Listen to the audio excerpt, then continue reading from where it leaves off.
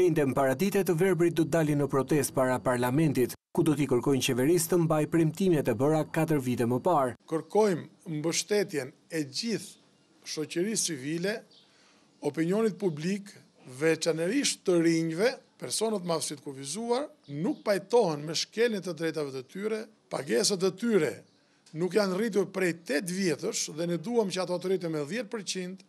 Ne duam që qeveria të pranoj të gjithë borxhin e pashlyer prej shumë vitësh. Personat me aftësi të kufizuar janë kategoria më e varfër e shoqërisë. Në deklaratën për mediat, kreu i shoqatës kombëtare të verbërve Sinan Tafaj thotë se të verbrit e Shqipërisë nuk do të lejojnë më që vendimet për ta të merren nga disa OJQ që abuzojnë në emrin e aftësisë së kufizuar. Kjo sipas Tafaj duhet të nisë me korrigjimin e konventës së OKB-s për personat me aftësi të kufizuar, që pretendohet se është përkthyer qëllimisht gabim në ligjin kuadër.